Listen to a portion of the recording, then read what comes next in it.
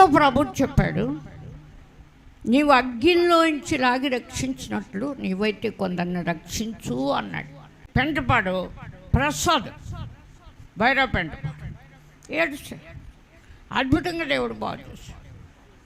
14 సంవత్సరాలు. కానీ ఎక్కట మానలేడట. ఏం మానలేడు? పుల్లో పుట్టిన బుద్ధట.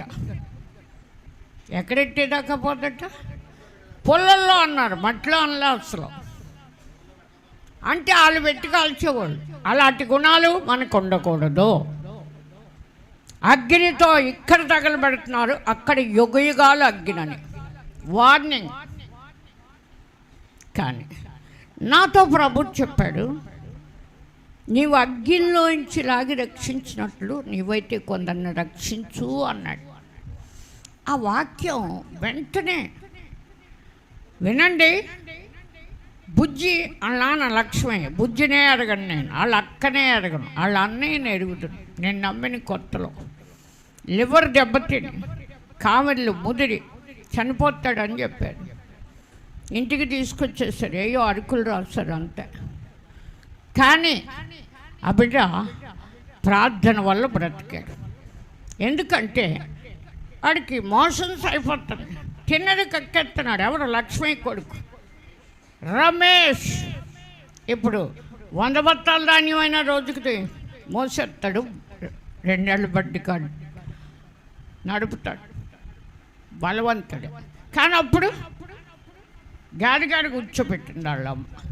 చూడలేక నువ్వు గాలి వైపుకి వెళ్ళొద్దు అని వార్నింగ్ ఇచ్చుకున్నావు పిల్లలకి. ఇద్దరు, సత్యవతి రాణి ధనవాళ్ళు.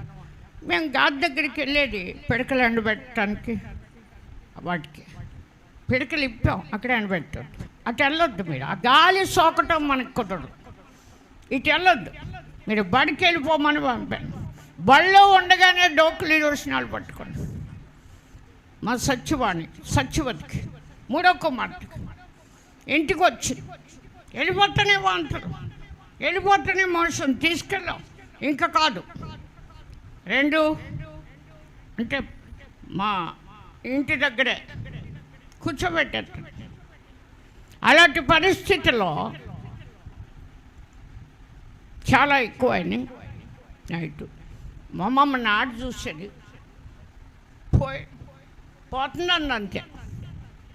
నలుగురు అని ఊరోళ్ళు అందరూ ఏడ్చారు కదమ్మా అంది. ఊరోళ్ళు అందరూ ఏడ్చేవారంట తినేదాన్ని. 4వది కూడా ఆడపిల్ల అన్నది. మా అమ్మమ్మకి కోపం వచ్చి, ఎవరో కాదు కోటపాప కాదు, అయ్యో ఈసారి ఆడపిల్ల అదేటమ్మా అలా అంటావు, ఎవరి పిల్లలు ఎవరికి వస్తారు, మీరు అలా అనకూడదు అని కూడా చెప్పిందంటే. ఇప్పటికి పాపిని మర్చిపోదు కోటపాప గారు. మాకెంతో ఆనందం. 4 అని ఏం బరువులా లేదు. చెట్టుకి బరువు కాదు, ఎదగటం. అయితే మా అమ్మమ్మ అలా ఏడుస్తుంది. నేను మా ఆయనగారిని అన్నాను, తాడేపల్లిగూడ వెళ్ళి అప్పుడు తేతల సత్యనారాయణ గారు కొడుకు రాజేశ్వరరావు గారిని తీసుకురమ్మన్నాను. ట్యాక్సీ కట్టించి మరీ కారు కట్టించి తీసుకురాం. వస్తారా అని. వస్తారు. పడాలు వారు అని మాకు గౌరవిస్తారు. మా తాతల కాడి నుంచి సత్యనారాయణ గారి వైద్యం, తర్వాత వాళ్ళ కొడుకు వైద్యం. 4 బుర్రలు పోసుకున్నాం, ఏళ్ళు బాగోపోయినా అక్కడికి వెళ్తాం, వస్తారు వెళ్ళమన్నాం. ఈయన సైకిల్ వేసుకెళ్ళాలి, ఫోనులు లేవు. ఇప్పుడు ఎంత దగ్గరికి వచ్చేసిందో. ఏ ఊరైనా ఏ దేశమైనా మన చెవుకాడికి వాళ్ళ మాటలు వినపడతాయి. కానీ అప్పుడు అలా కాదు. ఈయన వెళ్తున్నారు, ఈ లోపల బాగలేదు, జావ అయిపోయింది, ఎలాడిపోయింది. టీ పోతుంటే చెలువులమ్మట వచ్చేస్తుంది. ఇక తుడిసి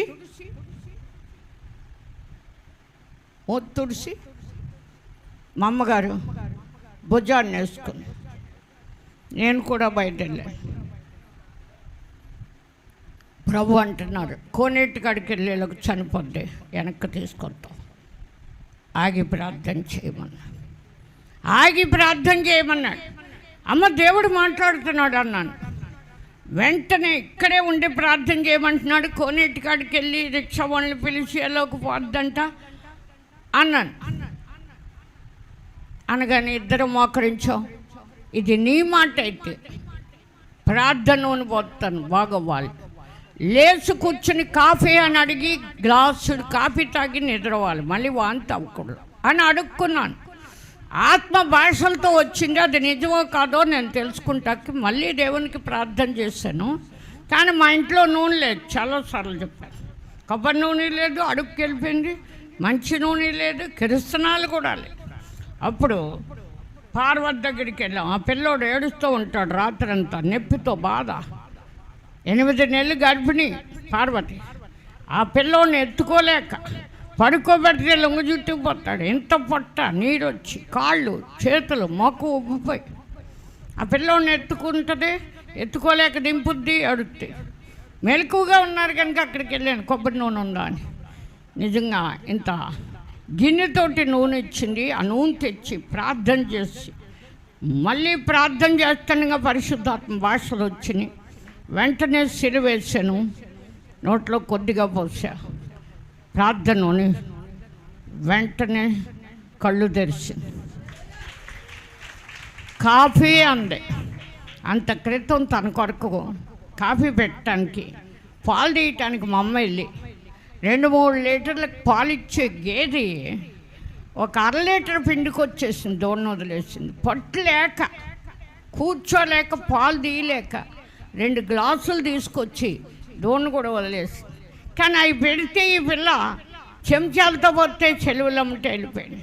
కానీ అది పొయ్యి మీదే ఉంది, ఇంకా పెట్టిన కాఫీ అది గ్లాసుడు తాగి నిద్రపోతాను అంద. ఇందాక కోమా వేరు, ఇప్పుడు మాట్లాడింది. వెంటనే వేడి నీళ్ళు పెట్టి స్నానం చేయించేసి కొత్తగా బట్టలేసి పరుపు మీద పడుకోబెట్టాను. నేను అయిపోయింది అన్నాక తీసుకెళ్ళి నా దోమతెర మంచంలో పడుకోబెట్టమన్నాను. కింద చూడలేక పిల్లని కింద వదిలేసింది మమ్మ పట్టలేక. అమ్మ మంచం మీద పడుకోబెట్టే దోమతెర మంచం పడుకోబెట్టింది నా కోసం. పెద్ద దుప్పటి మడతెట్టి మోషన్ వెళ్ళిపోయినా పర్లేదని. కానీ ఏమవ్వలేదు, ఎమ్మంటే బాగాయి. ఈ భాషలతో మాట్లాడటం వల్ల పార్వతి తెల్లారకుండా యాజరేం చేశాడు. కొబ్బరి నూనె తెచ్చుకుని పిన్నిగారండి నన్ను ప్రార్థన చేయండి, రాత్రి మీదో దేవుడు మాట్లాడాడు. ఆ భాషలతో మాట్లాడారు. మాది ఉప్పులూరు కదా, మేము అక్కడ యేసుప్రభుని నమ్మేయండి మా అమ్మమ్మ వాళ్ళు అంట తెచ్చి ఆ నూనె ప్రార్థన చేయటానికి ముందు వాక్యం తీశాను. వాక్యం తీస్తే యెషయా గ్రంథం 57వ అధ్యాయంలో వచ్చింది.